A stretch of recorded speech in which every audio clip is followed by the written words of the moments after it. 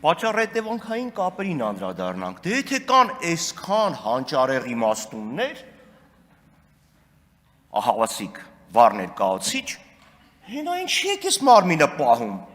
փող եք ծախսում, մարդիկ գաղտնա լսում են, բյուջե, հենա նստեք իմաստուններով, վերլուծություն արեք էլի, բրծեք,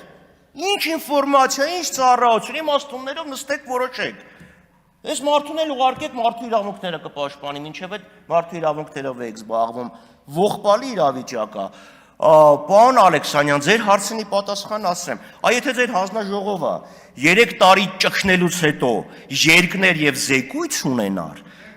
զեկույց չունի, որովհետեւ այդ թղթի տակ ընդամենը 4 հոգի ստորագրած 11 հոգու։ Հարգելի գործընկերներ, ուրեմն ասեք դուք չնչատի, դուք զախողել եք 4 հոգի ստորագրություն կա դրա տակ։ Իջեցրեք։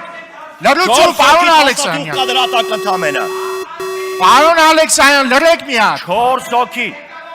4 հոգով զախողել։ Պարոն Խաչատյան, այս ամեն ինչը սկսեց նրանից հետո, երբ որ դուք բարձր տոնի մեջ սկսեցիք բղավել։ Մի բղավեք, հանգիստ տոնով ելույթ ունեցեք։ Որովհետև զախողված է այդ փաստաթուղթը։ Հիմա մյուս խնդիրը սահմանազատման հետ կապված, պարոն Ռուբինյան, այդ սարեր ձորերը, որ ասում են, մի խելոք մարդ է ասել արտասահմանում։ ՀՀԿ-ն էլ դա արձանագրել է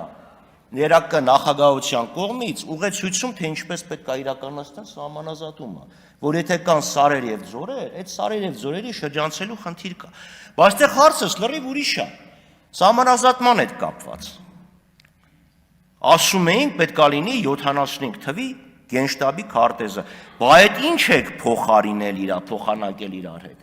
Մյուսը սելայնակիցներ։ Ձեզ Նիկոլ Փաշինյանը ուղղակի շանտաժի է ենթարկում։ Ասում է ես չլինեմ, կլինի պատերազմ։ Այսինքն ինքը ներսում չունենալով լեգիտիմություն, հասկանալով իր գավիժող հեղինակության եւ աջակցության մակարդակը,